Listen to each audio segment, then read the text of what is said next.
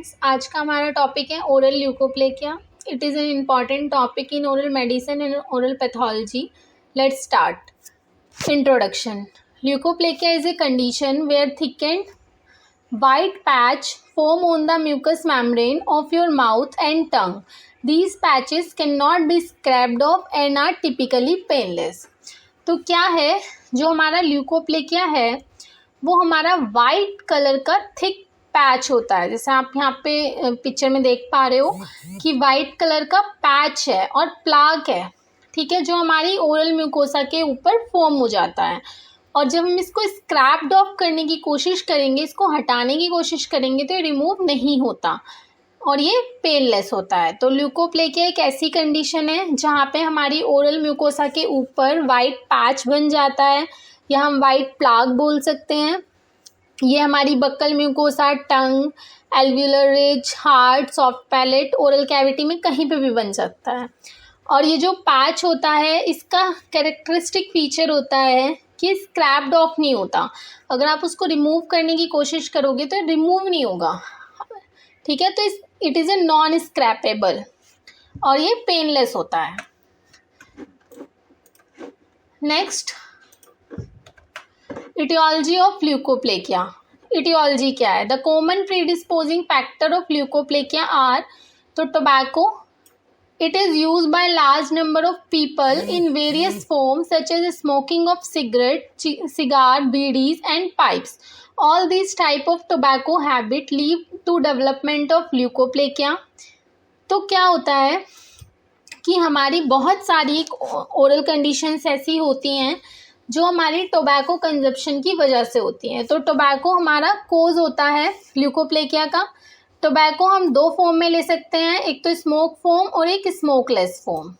Smoke form का मतलब जैसे बीडीज, सिगार, पाइप्स, और स्मोकलेस फॉर्म मतलब तंबाकू, च्यूएबल फॉर्म. तो tobacco large number of people consume करते हैं अलग अलग फॉर्म में और इस कंजप्शन की वजह से ल्यूकोप्लेकिया हो सकता है. It is believed that during smoking, large amount of tobacco and product are produced in oral cavity. जब हम टोबैको लेते हैं या हम स्मोकिंग करते हैं तो हमारी ओरल कैविटी में बहुत ही ज़्यादा अमाउंट में टोबैको के एंड प्रोडक्ट्स प्रोड्यूस होते हैं. These product is association with heat causes severe irritation to oral mucous membrane. और ये जो एंड प्रोडक्ट्स हमारे टोबैको से निकलते हैं ये बहुत ही ज़्यादा हीट प्रोड्यूसिंग होते हैं, इनमें से हीट निकलती है और ये हीट प्रोड्यूसिंग जो हमारे टोबैको एंड प्रोडक्ट है ये हमारी ओरल म्यूकस मेम्ब्रेन को इरिटेट करते हैं and finally result in development of leukoplakia. और लास्ट में ल्यूकोप्लेकिया डेवलप हो जाता है. अगर शुरू से देखते हैं तो हम इटियोलॉजी में हमने क्या देखा? टोबैको. तो टोबैको में हमारी दो फॉर्म्स होती हैं, smoke form and smokeless form. Smoke form में आ गया सिगार, बीडीज, पाइप, ठीक है, सिगरेट. स्मोकलेस में होता है च्यूएबल टोबैको, ठीक. तो जब हम स्मोकिंग करते हैं तो उसके बाद स्मोकिंग में टोबैको के एंड प्रोडक्ट्स निकलते हैं. ये जो एंड प्रोडक्ट्स होते हैं ये बहुत ही ज़्यादा हीट का प्रोडक्शन करते हैं. हीट प्रोडक्शन की वजह से जो हमारी ओरल म्यूकोस मेम्ब्रेन है उसमें इरिटेशन होती है और इरिटेशन की वजह से लास्ट में वहाँ पे ल्यूकोप्लेकिया हो जाएगा. नेक्स्ट हमारा कोज होता है alcohol. Many people who consume alcohol as well as use tobacco in some form develop leukoplakia. बहुत सारे लोग कंज्यूम करते हैं अल्कोहल को और टोबैको को भी, जिनकी वजह से हमारा ल्यूकोप्लेकिया डेवलप हो जाता है. थर्ड है हमारा कैंडिडियासिस. कैंडिडियासिस भी all know it is an fungal infection. ये एक फंगल इन्फेक्शन होता है ओरल कैविटी का, बहुत ही कॉमन इन्फेक्शन है. तो chronic candidal infection are associated with leukoplakia. अगर किसी को बहुत ही लंबे समय से कैंडिडा का इन्फेक्शन है तो उसमें भी हमें ल्यूकोप्लेकिया देखने मिल सकता है. तो हमने क्या देखा? Chronic candidal infection. अगर कैंडिडल इन्फेक्शन बहुत लंबे टाइम से है तो उसमें भी हमें ल्यूकोप्लेकिया देखने मिल सकता है. नेक्स्ट है हमारा डाइटरी डेफिशिएंसी. अगर हम अपनी डाइट प्रॉपर नहीं ले रहे हैं, हमने अपनी डाइट अच्छे से नहीं ली, तो उसकी वजह से भी ल्यूकोप्लेकिया हो सकता है। क्यों? क्योंकि डाइट नहीं लोगे तो विटामिन ए की डेफिशिएंसी होगी, तो वो ल्यूकोप्लेकिया कॉज कर देगी। तो डेफिशिएंसी ऑफ विटामिन ए, अगर डाइट नहीं ली तो विटामिन ए नहीं मिलेगा, विटामिन ए की डेफिशिएंसी की वजह से मेटाप्लेजिया हो जाएगा and hyperkeratinisation of epithelium which में result in development of leukoplakia. तो क्या हुआ?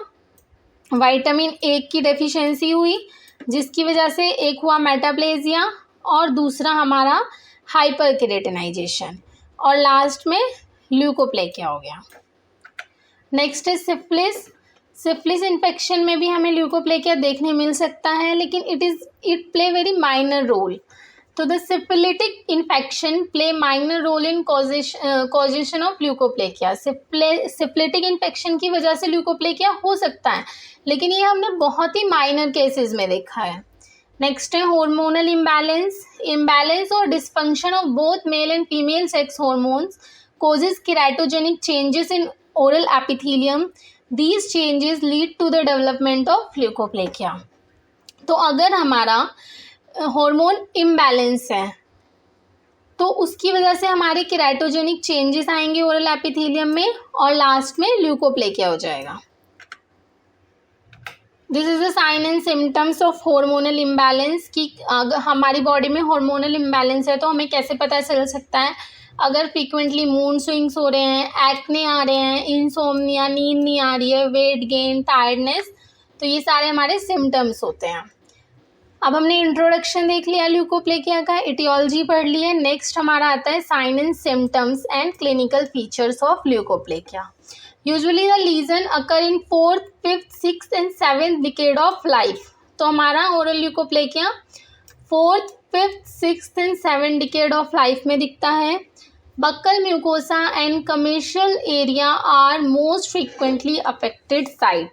तो जो हमारी बक्कल म्यूकोसा होती है और कमर्शियल एरियाज मतलब कॉर्नर ऑफ माउथ, तो ये हमारे सबसे ज़्यादा अफेक्ट होने वाली जगह है ओरल ल्यूकोप्लेकिया से।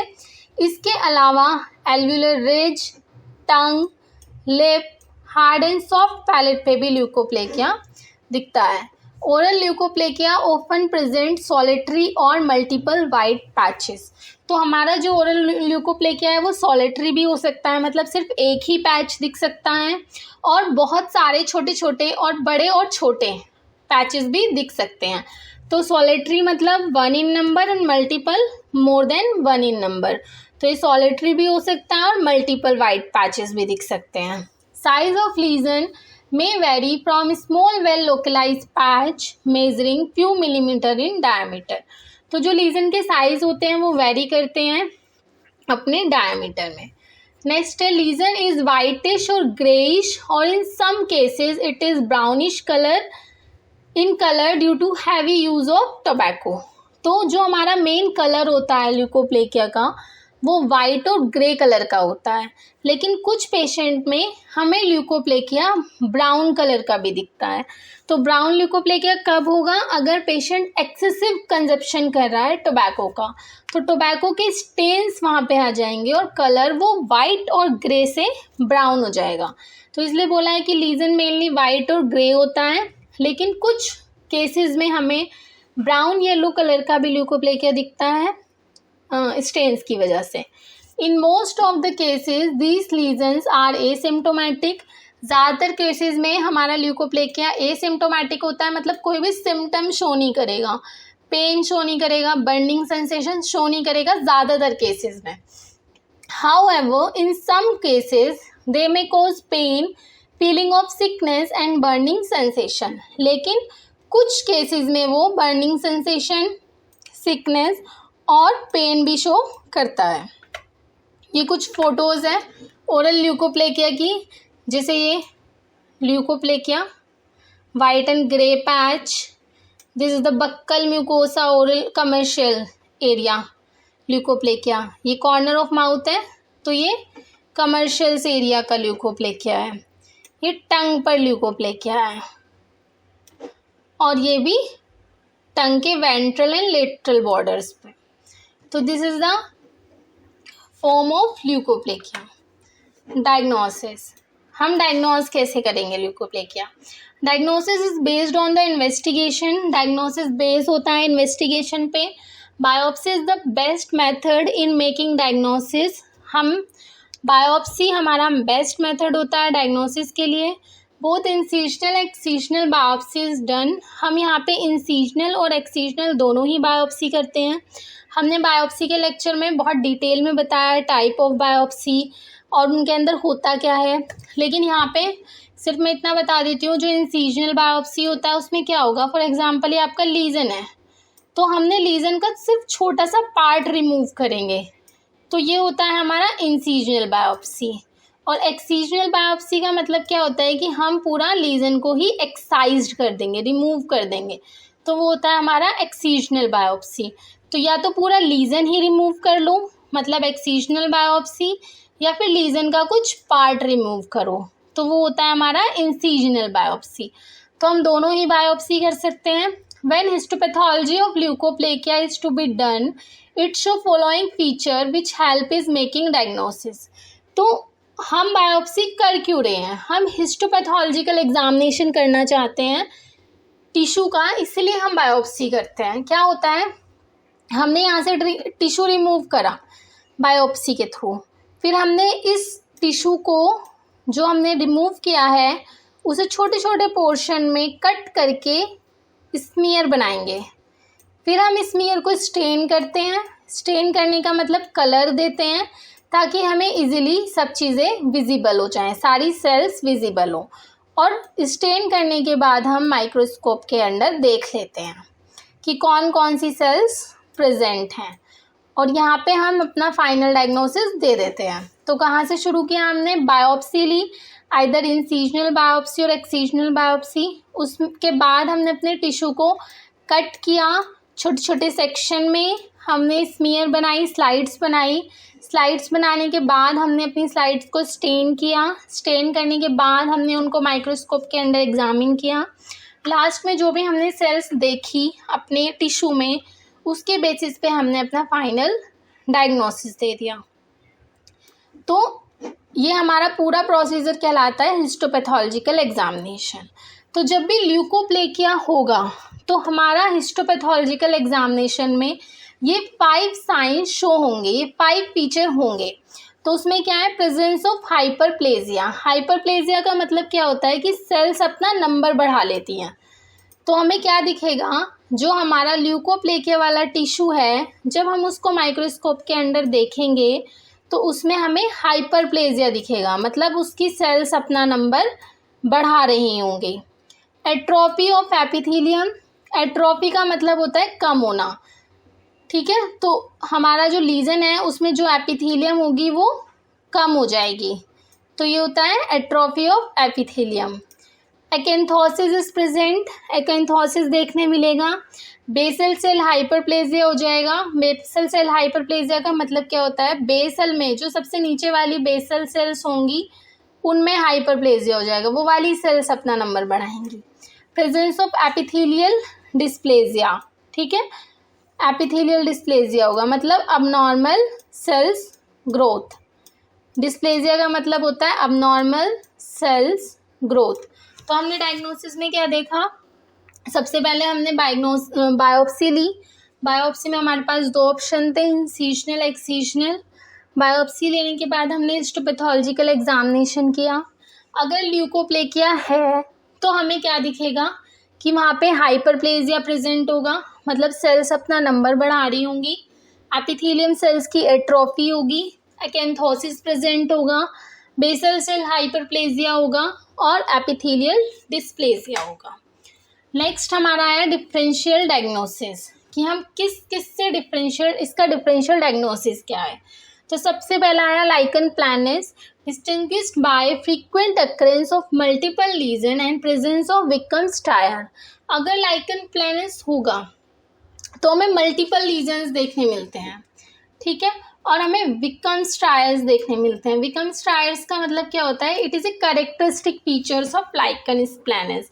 ये हमारे पास स्ट्राइएशन होती है वाइट कलर की, तो वो होती है हमारी विकम स्टायर।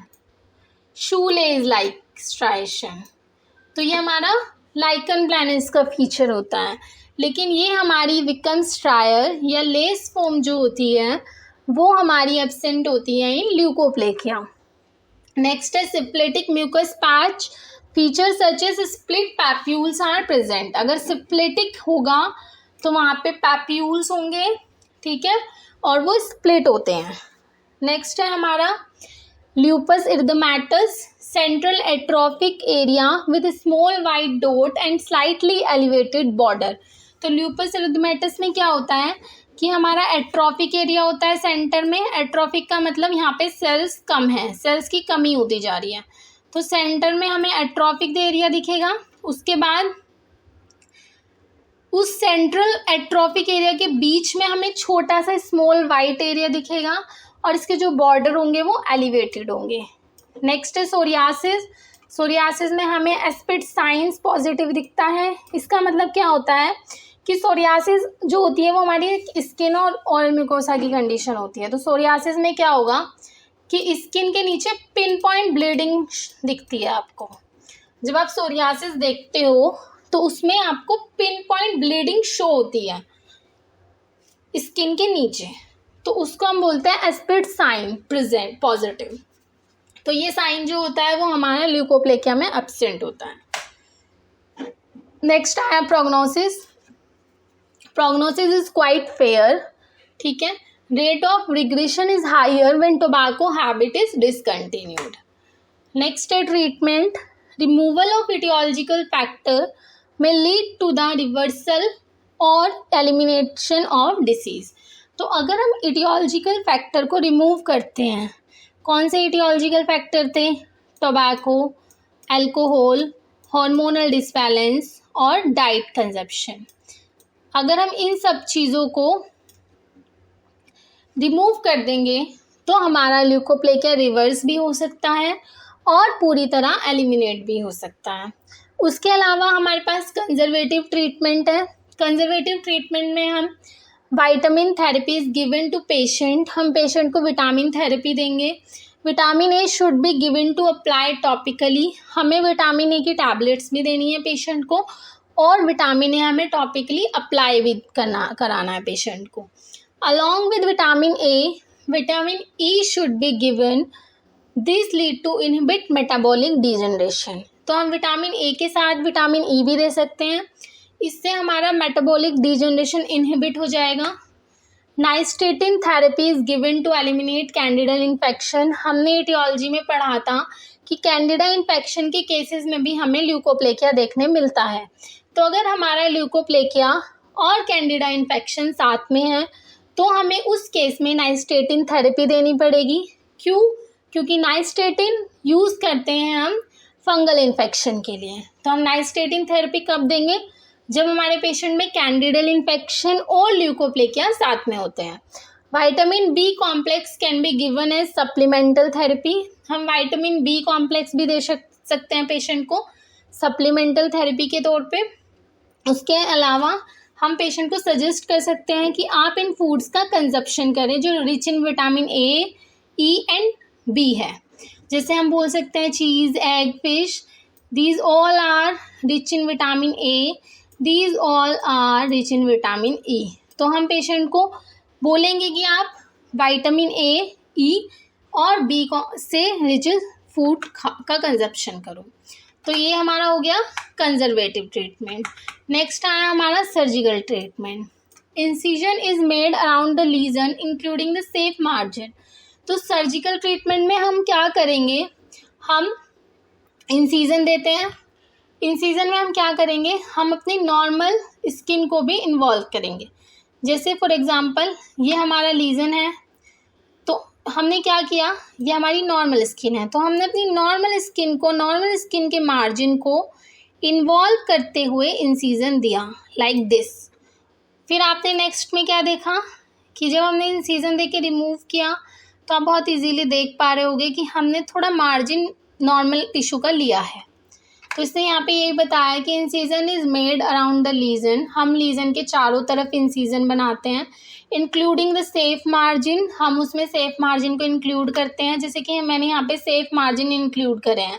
हमारे लीजन के बॉर्डर यहाँ पे ख़त्म हो रहे थे, लेकिन यहाँ पे हमने थोड़ा सेफ मार्जिन इंक्लूड किया है। तो हम लीजन इंसिजन देते हैं लीजन के अराउंड चारों तरफ, उसके बाद हम थोड़ा सेफ मार्जिन इंक्लूड करते हैं। Incision is deep and wide, तो जो हमारा इंसिजन होगा वो वाइड होना चाहिए, should be wide and deep, मतलब वो थोड़ा वाइड हो और डीप भी हो, ठीक है। Affected area is undermined and it is dissected from underlining tissue, तो जो भी अफेक्टेड एरिया है उसको हम रिमूव करेंगे अंडरलाइनिंग टिश्यू से। जैसे आपको दिख रहा होगा यहाँ पे हमने इंसिजन देना शुरू किया और यहाँ पे से हमने अपने टिश्यू को रिमूव कर लिया है। Sliding mucosal flap should be prepared for covering the wound. अब नेक्स्ट स्टेप क्या था, सी में आपको क्या दिखा कि यहाँ से हमने ल्यूकोप्लेकियल लीजन रिमूव कर दिया है। अब हमारे पास क्या बचा, वुंड, तो हमें इस वुंड को कवर करना पड़ेगा। तो हम इस वुंड को कवर करते हैं अपने म्यूकोजल फ्लैप से, ठीक है। हमने अपने वुंड को कवर कर दिया म्यूकोजल फ्लैप से। Fine iris scissor and skin hook is used for decreasing trauma, तो हमें फाइन आइरिस सीजर और स्किन हुक का यूज़ करना चाहिए जिससे हमें ट्रोमा को डिक्रीज कर सके। Extensive undermining or mucosal flap should be carried out so that when flap is advanced into the position, amount of tension will be minimum, तो हमें ज़्यादा mucosal flap लेना चाहिए जिससे हमारी टेंशन कम हो सके। As mobilization of mucosal flap is completed, it is advanced and free agile approximation by multiple interrupted suture, तो जैसे ही हमने अपने फ्लैप से अपने वुंड को कवर कर दिया उसके बाद हम वहाँ पे सूचरिंग कर देंगे। हमने क्या किया, यहाँ पे अपने म्यूकोजल फ्लैप से अपने वुंड को कवर किया, फिर अपने म्यूकोजल फ्लैप से वुंड को कवर करने के बाद हमने यहाँ पे सूचरिंग कर दी, यहाँ पे हमने सूचरिंग कर दी, ठीक है। तो उसके बाद हमने थोड़ा टाइम दिया और हमारा वुंड हील हो गया। तो हमने शुरू में क्या देखा, सबसे पहले हमने अराउंड लीजन के इंसिजन दिया, उसमें हमने सेफ मार्जिन इंक्लूड करे, डीप और वाइड होना चाहिए लीजन। उसके बाद हम उसको रिमूव करेंगे, सीजर और हुक का यूज़ करेंगे, ठीक है। उसके बाद हमारा जो वुंड है हम उसे कवर करेंगे म्यूकोजल फ्लैप से। म्यूकोजल फ्लैप हमें थोड़ा बड़ा लेना है ताकि टेंशन कम हो सके। उसके बाद हम उसमें सूचरिंग करेंगे, इंटरप्टेड सूचर करते हैं हम, और एट द एंड हमने क्या देखा, हमारा वुंड हील हो गया और नॉर्मल स्किन मिल गई। तो this is all about the surgical treatment. Next है fulguration. It is a technique in which there is a destruction of tissue by high voltage electric current. तो पल्गुरेशन का मतलब क्या होता है कि हम हाई वोल्टेज से टिश्यू का डिस्ट्रक्शन करते हैं, ठीक है। आपको ये बात पता भी होगी, तभी भी हमें करंट लगता है तो वहाँ पे टिश्यू डिस्ट्रक्शन हो जाता है। तो हम पल्गुरेशन में वही करते हैं, पर्पसली हम टिश्यू का डिस्ट्रक्शन करते हैं। जो भी हमारा लीजनल एरिया होगा, फॉर एग्जांपल अगर यहाँ पे हमारा ल्यूकोप्लेकियल लीजन है तो हम यहाँ पे हाई वोल्टेज करवा देंगे ट्रांसफ़र, जिससे हमारा ये जो लीजन है वो पूरा डिस्ट्रक्शन हो जाएगा इसका और हमें नॉर्मल टिश्यू बचेगा। तो इट इज़ ए टेक्निक, ये हमारी एक टेक्निक है इन विच जिसमें there is a destruction of tissue by high voltage. हम यहाँ पे डिस्ट्रक्शन कराते हैं टिश्यू का हाई वोल्टेज से, हाई करंट से, and the action is controlled by movable electrode. और जो हमारा ये करंट से डिस्ट्रक्शन कराने का एक्शन है ये हमारा कंट्रोल होता है मूवेबल इलेक्ट्रोड से। ये हमारा मूवेबल इलेक्ट्रोड है दिस, तो हम इसको मूव करा सकते हैं, कंट्रोल करा सकते हैं। This is done by electrocautery and electrosurgery. तो ये हम इलेक्ट्रोकॉर्टरी और सर्जरी दोनों से करा सकते हैं। नेक्स्ट है हमारा laser peel. It is use to remove the lesion which involve relatively large surface area. अगर हमारा लीजन थोड़ा बड़ा है, उसका सरफेस एरिया ज़्यादा है, तो हम लेज़र से रिमूव कर सकते हैं। सेम पल्गुरेशन की तरह है, यहाँ पे तो हमारी हाई करंट और हाई वोल्टेज है, लेकिन लेज़र में हमारी लेज़र बीम्स होंगी, उनसे डिस्ट्रक्शन होगा। तो this is all about the leukoplakia. हमने आज क्या क्या देखा, एक क्विक रिव्यू ले लेते हैं। इंट्रोडक्शन में हमने देखा कि वाइट थिकेंड प्लाग और पैच है, म्यूकस मेम्ब्रेन पे बनता है और स्क्रैब नहीं कर सकता, पेनलेस होता है। उसके बाद हमने एटियोलॉजी देखी जिसमें हमने टोबैको देखा, दो फॉर्म में होगा, smoke form and smokeless form. उसके बाद अल्कोहल हमारा एटियोलॉजी है कैंडिडियासिस, डाइटरी डेफिशिएंसी की वजह से होता है। Syphilis, hormonal imbalance. Sign and symptom में हमने देखा 4th, 5th and 6th, 7th decade में होगा। बक्कल म्यूकोसा और कॉर्नर ऑफ माउथ ज़्यादा फ्रिक्वेंटली इन्वॉल्व होते हैं। उसके अलावा alveolar ridge, tongue, lip, hard and soft palate पे भी हो सकता है।